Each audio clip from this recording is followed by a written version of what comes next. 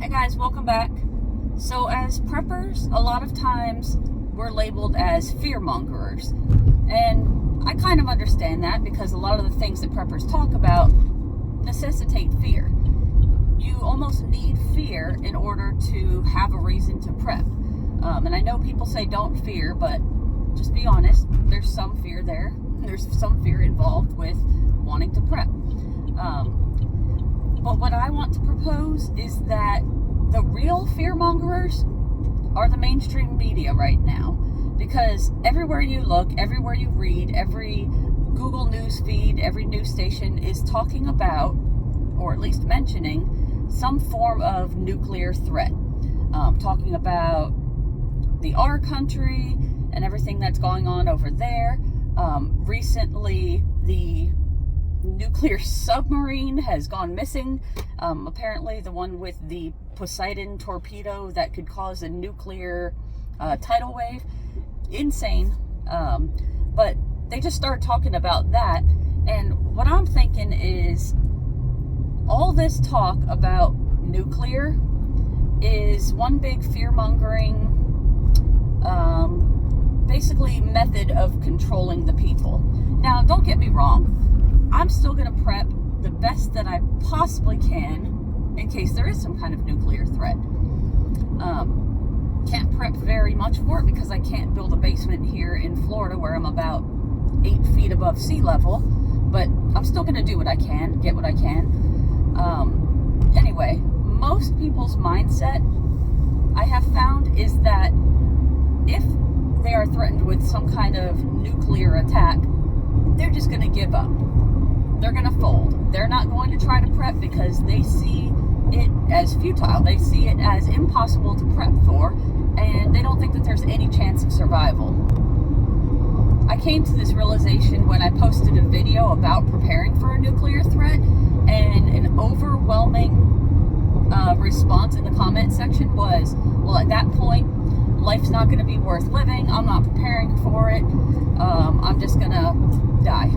Basically, a lot of comments said that. So with all the talk of nuclear threats on the news, one, it's a good way to control people and keep people in fear, because fear is a great control method.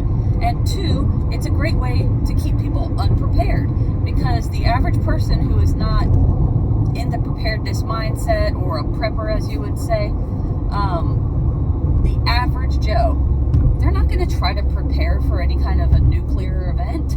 They probably think also that there's no point.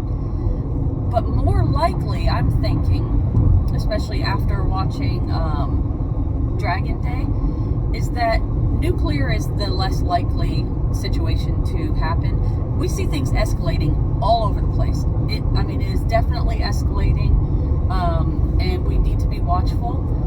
But I think the more likely thing to come of all of it is either some kind of massive cyber attack, which would, on the short term, take down a grid or take down supply chains, something like that, or an EMP that would take down the grid and supply chains and basically everything for the long term. An EMP would be the worst case scenario because it's not easy to recover from one. It would take years to rebuild all the infrastructure that could be damaged with an EMP. But if it was a short-term cyber attack, like some kind of a backdoor, I don't know, I'm not like a big techie kind of person, but some kind of a virus, you can get rid of a virus.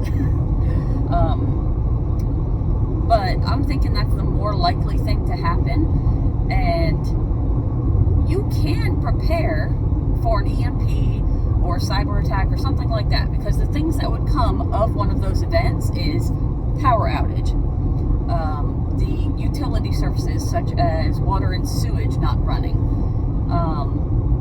the banking systems being down, supply chain disruptions, food not going to the stores, food not being in the stores, no transportation. You can prepare for all that. That's basically what we prepare for. Grid down. We like to have cash on hand, food on hand, water on hand, and a plan in place for these type of things. So we can prepare for that type of an event, but I think the real fearmongers out there pushing all this nuclear stuff are trying to put people in a mindset of, oh well, can't prepare for it, it's the end of the world, and there's nothing I'm going to do about it. I don't think they, and I know somebody in the comment section is going to be like, who's they? If you don't know who they is, then I'm sorry, then just go back 10 or 15 years, start doing some research, and you might catch up and then replay this video. I don't think they want us to be prepared, because if we're unprepared, we are more malleable and easier to control. So yeah, basically that's what I'm thinking.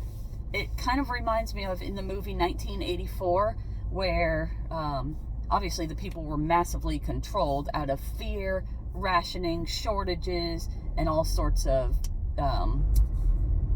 craziness, a lot of control, boot in the face kind of stuff. But I remember these sirens going off in the book, and the people would run and duck and cover, and you know, the loudspeaker would come on and say, take shelter, and these people were constantly in fear of these sirens going off.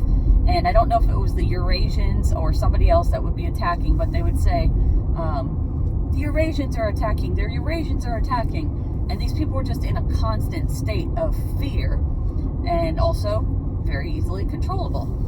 And it just kind of reminds me of that, like, look over there, look over there. Oh, also the thing that happened with NK flying a missile over Japan, and their emergency alert things went off, and they were told take cover immediately, just like that, for example. So a lot of people are in fear right now, and I'm seeing it more and more with just your average person. Like I'll be at work and somebody will bring something up about, can you believe this? Did you read about that? And I'm like, yeah. But I think just more and more people are becoming more mindful of it and actually paying attention to it as a serious threat, but they're not doing anything about it. That's the real problem. People see the threat out there, they just don't know what to do about it, how to prepare for it, or if it's even worth preparing for.